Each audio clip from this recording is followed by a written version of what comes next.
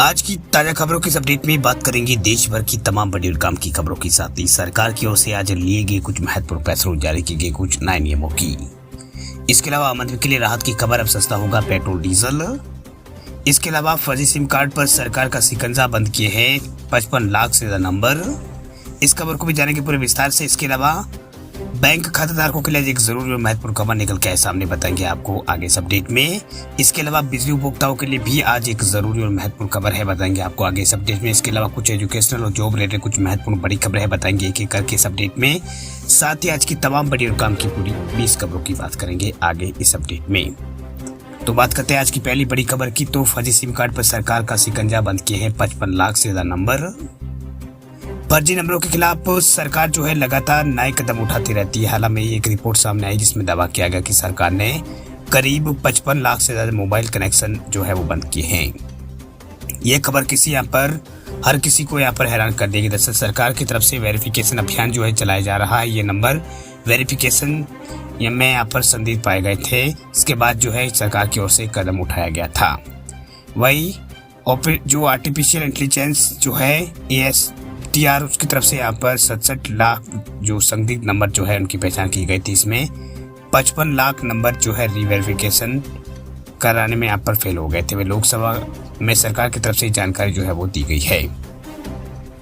वही सरकार ने बताया कि 70,000 से 10 SIM agent in mobile connection को बेचने में शामिल थे, उन्हें भी ब्लैकलिस्ट कर दिया गया है। वही 1890 पॉइंट ऑफ सेल के खिलाफ FIR जो है वो की गई है। 1,31,941 मोबाइल हेडसेट्स 20 में यहाँ पर शामिल पाए गए। साइबर क्राइम और फाइनेंशियल फ्रॉड्स को देखते हुए इन सभी मोबाइल हेडसेट को भी ब्लॉक जो है वो कर दिया गया है। बात अब करते हैं अगली खबर की। तो देश में जल्द सस्ता होगा पेट्रोल, पेट्रोलियम मंत्री ने किया है मोदी सरकार के प्लान का खुलासा। देश में जल्दी जो है पेट्रोल जो है वो सस्ता हो सकता है। दरअसल मोदी सरकार जो है लोगों को राहत देने के लिए एक नया प्लान यहाँ पर बनाया है जिससे पेट्रोल के दाम गिर जाएंगे। दरअसल पेट्रोलियम मंत्री जो है हरदीप सिंह पुरी, उन्होंने यहाँ पर इस प्लान के बारे में ऐलान यहाँ पर किया है। दरअसल मोदी सरकार की योजना है कि वेनेजुएला से यहाँ पर कच्चा तेल खरीदने की योजना है। इसके लिए बातचीत का दौर जारी है। हालांकि 3 साल से वेनेजुएला से तेल नहीं यहाँ पर खरीद रहा था, लेकिन हाल में अमेरिका ने वेनेजुएला पर लगाए प्रतिबंधों में ढील दी तो भारत ने वेनेजुएला से तेल खरीदने की योजना बनाई है, जिस पर भारत सरकार ने काम शुरू कर दिया है। वही पेट्रोलियम मंत्री ने बताया कि भारतीय जो रिफाइनरियां है वो कच्चे तेल की प्रोसेसिंग के लिए तैयार है। किसी भी देश से भारत तेल खरीदना चाहता है जिस पर बैन यहाँ पर नहीं लगा है। वही 3 रिफाइनरियां जो है Reliance industries, Indian oil corporation और HPCL और HMEL ने वेनेजुएला से ऑयल कार्गो की बुकिंग यहाँ पर कर ली है। पेट्रोलियम कॉरपोरेशन BPCL भी यहाँ पर लैटिन अमेरिका देश से पेट्रोल जो तेल जो है वो खरीदने की योजना के बारे में सोच रही है। वही जब तक नियमों में डील रहेगी वेनेजुएला भारत जो है वेनेजुएला से तेल खरीदता रहेगा। बात अब करते हैं अगली खबर की। तो छत्तीसगढ़ में नई सरकार ने किया है बड़ा ऐलान। छत्तीसगढ़ में 18 लाख से ज्यादा बनेंगे PM आवास। छत्तीसगढ़ सरकार जो है 18 लाख गरीब परिवारों को जो है नए मकान यहाँ पर देने वाली है। दरअसल मुख्यमंत्री विष्णुदेव साय ने गुरुवार को अपनी पहली कैबिनेट की बैठक ली। इस पहली बैठक में प्रधानमंत्री आवास पर मोहर लगा दी।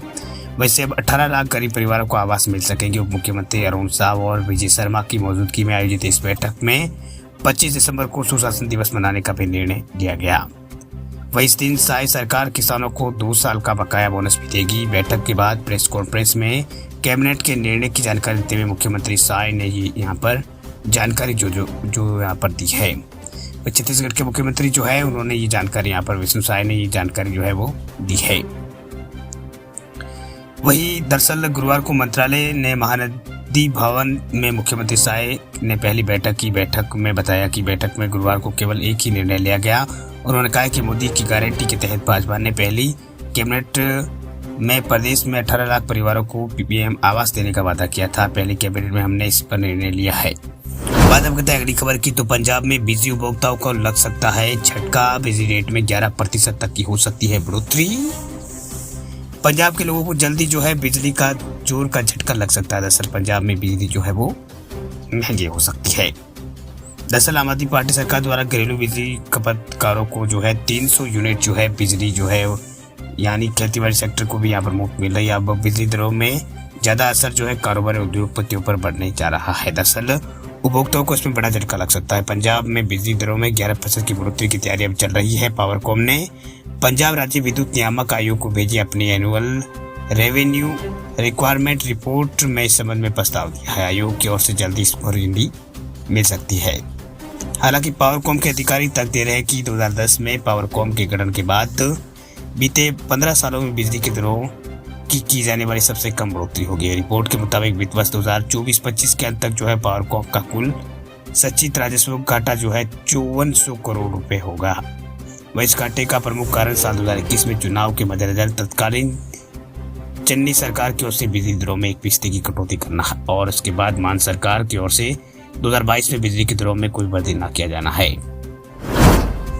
बात हम करते हैं अगली खबर की, तो 5 कोऑपरेटिव बैंक पर चला है आरबीआई का डंडा, लगाया है लाखों रुपए का जुर्माना। भारतीय रिजर्व बैंक यानी आरबीआई ने जो है 5 कोऑपरेटिव बैंकों पर बड़ा एक्शन लिया है। दरअसल बात यूं है कि जो रिजर्व बैंक उसने 5 सहकारी बैंकों को नियमों की अनदेखी के कारण 5 लाख रुपए के यहाँ पर जुर्माना लगाने की कार्रवाई जो है वो की है। वही बैंकों ने जो कई तरह के नियम जो है उनका उल्लंघन यहाँ पर किया था। उसके बाद आरबीआई की ओर से ये बड़ी कटौती यहाँ पर बड़ा जो फैसला जो है लिया गया है। दरअसल जिन बैंकों पर कार्रवाई की गई है उनमें Indapuram cooperative bank limited, the Patna urban cooperative bank, Pune merchants cooperative bank और Jal Kalyan Sahakari limited, Pune Nagar Nigam servant cooperative urban limited bank नामित शामिल है। वह रिजर्व बैंक ने इन बैंकों पर जुर्माना अलग अलग कारणों से लगाया है। वही इंद्रपुरा जो बैंक है उसके ऊपर और पुणे बैंक पर पूरे 5 लाख रुपए का जुर्माना लगाया गया है। केंद्रीय बैंक ने ये कार्रवाई डिपॉजिट खाते और मिनिमम बैलेंस मेंटेन के नियमों की अनदेखी करने के कारण लगाया है। वही मुंबई स्थित जन कल्याण सहकारी बैंक लिमिटेड ने क्रेडिट सूचना के नियमों का पालन की अनदेखी की, उस पर 5 लाख रुपए का जुर्माना लगाया गया। इसके अलावा सतारा के the Patan urban cooperative bank के ऊपर रेगुलेशन एक्ट 149 पर कार्रवाई करते हुए 2 लाख रुपए का जुर्माना जो है लगाया गया है।